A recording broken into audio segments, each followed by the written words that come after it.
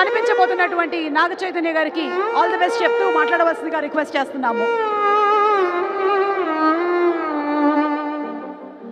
Very good evening.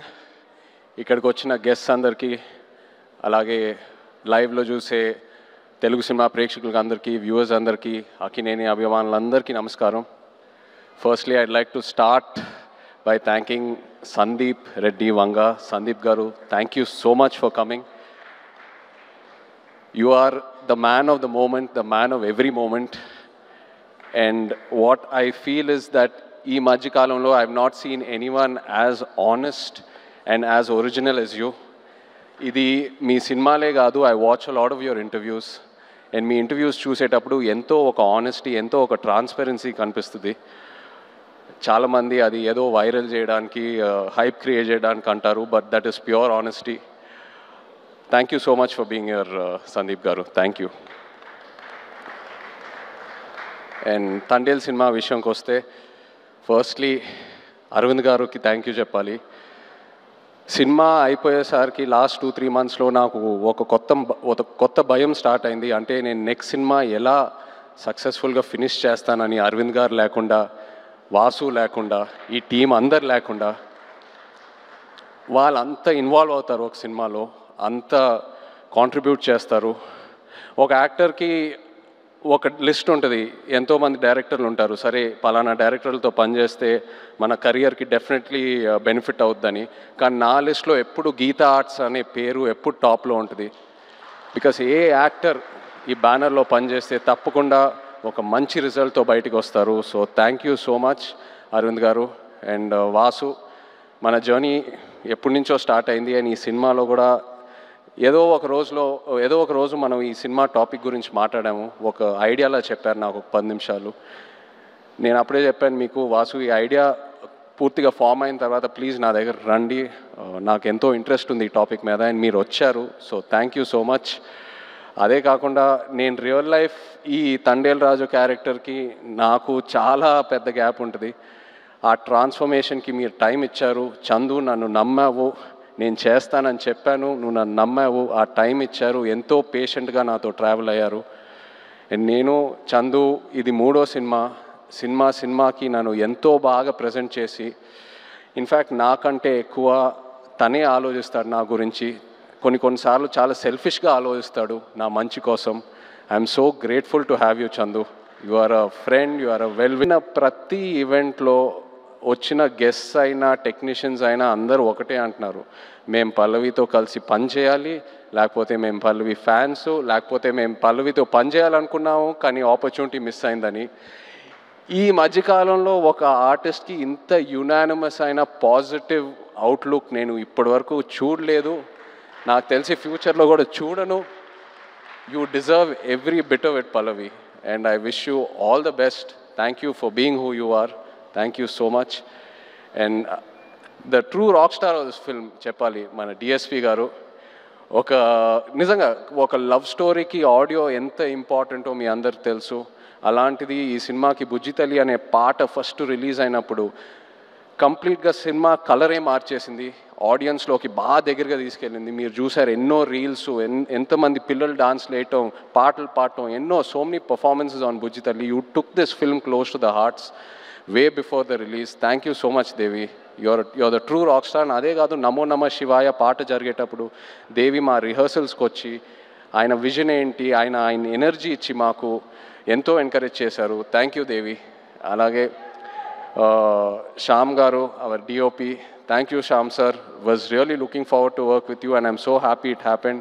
And Nagendra గారు, మన art director, thank you అండి. నిజంగా మీ ఇద్దరు కాంబినేషన్ అమేజింగ్. నేను విరూపాక్ష సినిమా చూసినప్పుడు అప్పుడు చందుకు చెప్పాను, శ్యామ్ గారు నాగేంద్ర గారితో పనిచేస్తే బాగుంటుందని. అండ్ ఐఎమ్ సో హ్యాపీ ఈ సినిమా చేశాము. నెక్స్ట్ సినిమా మళ్ళీ ట్రావెల్ అవ్వబోతున్నాము. So thank you very much. అలాగే all the lyric writers, Shreemani garu, Jonnavithula garu, మన యాక్షన్ డైరెక్టర్స్, కొరియోగ్రాఫర్ శేఖర్ మాస్టర్కి థ్యాంక్ యూ చెప్పాలి. The entire production team, Satya garu and everyone else, thank you so much.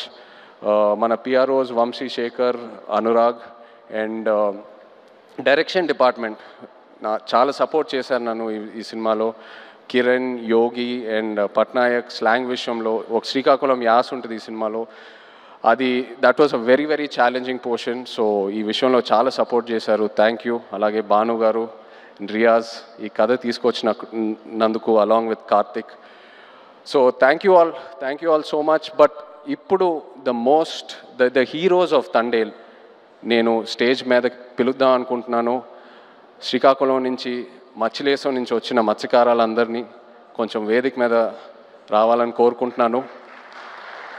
ఎందుకంటే వీళ్ళు లేకుండా ఈ తండేల్ సినిమా ఇవాళ ఉండేది కాదు. ఈ తండేల్ రాజు క్యారెక్టరే లేదు.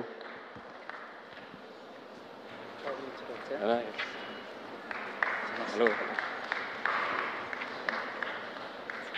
హలో హలో నమస్తే. హలో అండి. హలో రండి. హలో. సో చందు నాకు ఫస్ట్ ఈ కథ ఒక ఐడియాగా చెప్పాడు. ఆబ్వియస్లీ బాగా ఎక్సైట్ అయ్యాను. ఒక యాక్టర్కి Pallavi come stand. No, just stand with them.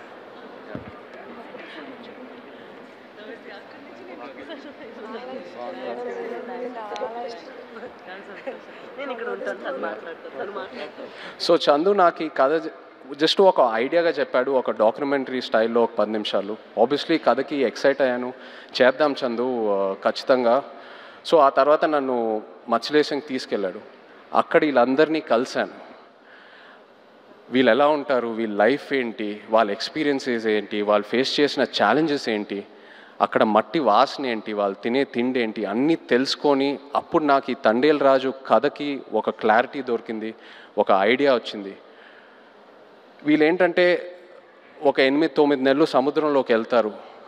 ఏదో 2 రోజులు అలా యాట్ అయిన తర్వాత వాళ్ళ బోట్ డెక్ ఫుల్ అయిన తర్వాత మళ్ళీ పోర్టుకు వచ్చి వాళ్ళు పట్టుకున్న ఫిష్ ఏదైతే ఉందో అది ఇచ్చి వాళ్ళ బోట్లకి ఏదైతే కావాలో అవి రీఛార్జ్ చేసుకొని వాళ్ళకి కావాల్సిన ఫుడ్, డీజిల్ అవన్నీ తీసుకొని మళ్ళీ బయలుదేరుతారు.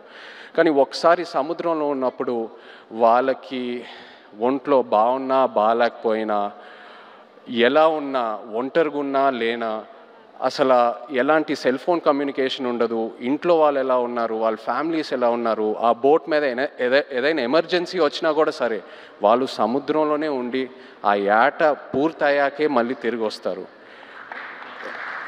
అండ్ ఏంటంటే నేను అక్కడ ఉన్నప్పుడు అడిగాను, మీరు ఒకసారి పాకిస్తాన్లోకి వెళ్ళి ఒక సంవత్సరం పైన అక్కడ ఉండి జైల్లో ఉండి ఎన్నో కష్టాలు చూసి ఎన్నో ఛాలెంజెస్ చూసి బయటికి వచ్చారు కదా, మళ్ళీ ఎందుకు వెళ్తున్నారు యాటకి, వేరే ఏదైనా పని చేసుకోవచ్చు కదా అంటే, లేదు మాకు అదే వచ్చు, మాకు ఆ సముద్రం తప్పితే వేరే ఏది తెలీదు, ఏ కష్టం వచ్చినా సరే మేము చూసుకుంటాము.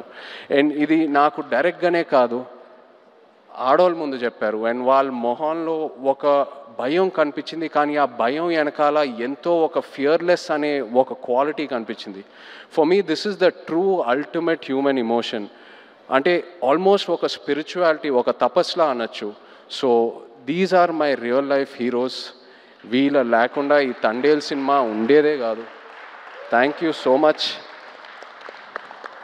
మీరు ఎంతో నన్ను ఇన్స్పైర్ చేశారు, మీరు ఎంతో నన్ను మూవ్ చేశారు. ఈ తండేల్ రాజు క్యారెక్టర్లోనే కాదు, but also as a human being మిమ్మల్ని చూశాక ఎంతో నేర్చుకున్నాను.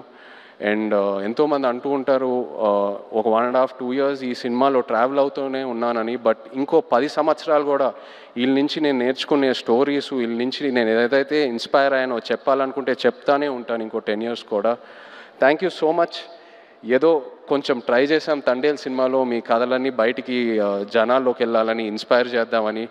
ఐ హోప్ మీరందరూ సినిమా చూసి సంతోషం పడతారు. Thank you so much everyone. Feb 7th థియేటర్స్లో దుల్లగొట్టేద్దాం అంతే. Thank you.